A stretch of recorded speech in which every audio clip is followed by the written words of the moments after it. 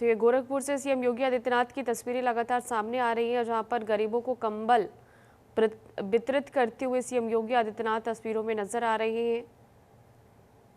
और कार्यक्रम को लेकर पुलिस प्रशासन भी अलर्ट मोड पर नजर आ रहा है। इससे पहले कार्यक्रम की तैयारियां पहले ही पूरी कर ली गई थी और आज समस्त अधिकारियों के साथ सीएम योगी आदित्यनाथ गरीबों को कंबल वितरित करते हुए इन तस्वीरों में नजर आ रहे हैं।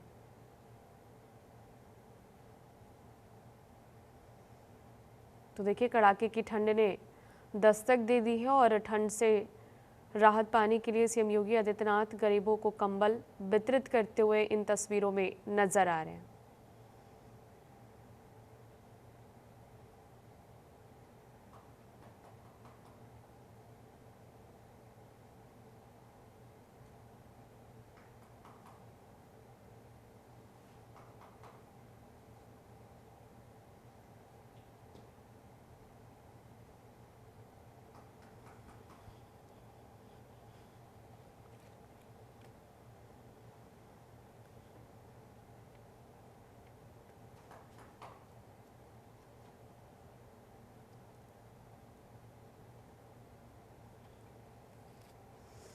तो ये तस्वीर आपको दिखा रहे हैं गोरखपुर से, जहां पर सीएम योगी आदित्यनाथ गरीबों से रूबरू होते हुए और साथ ही साथ उनको कंबल वितरित करते हुए नजर आ रहे हैं। इसके अलावा भोजन भी उन्होंने गरीबों को वितरित किया है और बच्चों के साथ संवाद करते हुए ये तस्वीरें लगातार सामने आ रही हैं। बच्चों से संवाद के साथ साथ सीएम योगी आदित्यनाथ ने बच्चों को खिलौने भी वितरित किए हैं। तो ये तस्वीरें भी खिलौने वितरण की सामने आ रही हैं। इसके अलावा कंबल वितरण कार्यक्रम ये रखा गया है और गरीबों को भोजन और साथ ही साथ तमाम अधिकारीगणों की मौजूदगी देखने को मिल रही है।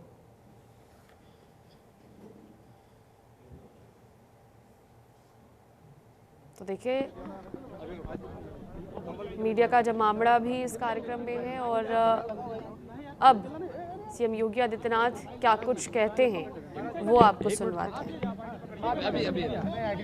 सांसद जी टोपी लिए रहिएगा अजीत भाई, सबको दो ना, कोई छोड़ना नहीं चाहिए भाई। पीछे बच्चे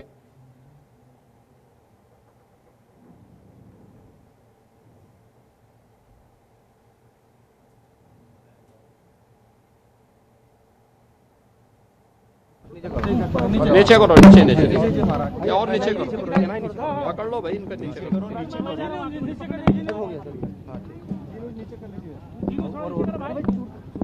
नीचे कर ना, साउंड आई बस नीचे करा। सिटी के अंदर रेन बसेरों का निरीक्षण करने और जरूरतमंदों को कंबल वितरण की दृष्टि से आज मुझे यहाँ पे 2 रेन बसेरों का निरीक्षण करने ट्रांसपोर्ट नगर में और धर्मशाला बाजार में देखने का अवसर प्राप्त हुआ है। यहाँ पे कंबल वितरण का भी इस कार्यक्रम के साथ जोड़ने का अवसर प्राप्त हुआ है। वर्तमान में भीषण शीतलहरी उत्तर भारत में पड़ रही है। भीषण शीतलहरी में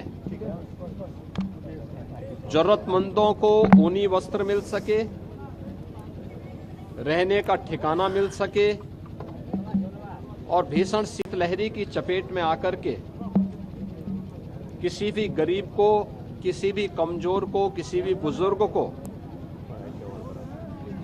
कहीं भी कोई दिक्कत न हो, इसके लिए डबल इंजन सरकार पूरी प्रतिबद्धता के साथ लगी हुई है और इसीलिए प्रदेश के अंदर हर जनपद को पर्याप्त धनराशि उपलब्ध कराई गई है कि वह माननीय जनप्रतिनिधियों के साथ मिलकर के जरूरतमंदों को कंबल वितरण करें, रेन बसेरों की व्यवस्था करें, रेन बसेरों में जरूरतमंदों के लिए भोजन की व्यवस्था भी करें, ऊनी वस्त्र की व्यवस्था भी करें। प्रदेश भर में ऐसी पूरी व्यवस्था की गई है और उसी क्रम में मुझे आज यहाँ के माननीय जनप्रतिनिधियों के साथ दोनों स्थानों पर सैकड़ों लोगों को राहत की व्यवस्था के तहत भीषण शीतलहरी में ऊनी वस्त्र, कंबल आदि वितरण करने भोजन आदि वितरण करने का अवसर प्राप्त हुआ है। मैं इस अवसर पर प्रदेशवासियों से ये अपील करूंगा, जिसके पास साधन है वो अन्य जरूरतमंदों को भी उपलब्ध करवाएं। हर व्यक्ति इस भीषण शीतलहरी में बचे। सड़कों पे धुंध है, कोहरा है, अनावश्यक यात्रा से बचे। जिन लोगों को आवश्यक यात्रा आवश्यक हो वे गाड़ी की स्पीड को सीमित रखें। घर से बाहर निकल रहे हैं, भीषण शीतलहरी है, हमें याद रखना होगा। हम पौधों को भी देखते हैं, अगर पाला से बचाना होता है तो पहले उसको सिंचाई कर देते हैं। शाम को सिंचाई कर देंगे तो रात्रि में पाला पौधे को नहीं मारेगा, फसल को नहीं मारेगा। ऐसे ही हम गर्मी के दौरान भी देखते हैं कि भीषण गर्मी में लू की चपेट में आने के पहले एक सुझाव दिया जाता है कि पेट में पानी भरा होना चाहिए, यानी भरपेट पानी पी करके व्यक्ति बाहर अगर लू में जाता है तो नुकसान नहीं होता।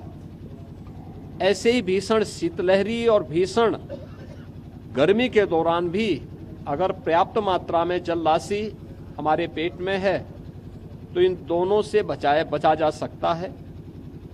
हम कोल्ड वेव से भी और गर्मियों में लू से भी बचने में मदद मिलेगी। सभी लोगों को इसका सावधानी का ध्यान रखना होगा। सार्वजनिक स्थानों पर जो अलाव जलाए जा रहे हैं उसको सार्वजनिक रूप से जो लोग चलते हैं उन लोगों के लिए रहने देना चाहिए, उसको अनावश्यक रूप से उठाना नहीं चाहिए। बहुत सारे लोग हो क्या रहे हैं कि अलाव जलाया जा रहा है उसको उठा करके लेके चले जाते हैं। आप एक जरूरतमंद के लिए इस व्यवस्था होती है वह देखेगा, नहीं तो कम से कम अगर कोई सामान्य पशु है उसके लिए भी उपयोगी हो सकता है। तो ये बहुत सारी चीजें हैं जिसको हमें थोड़ा ध्यान रखना होगा।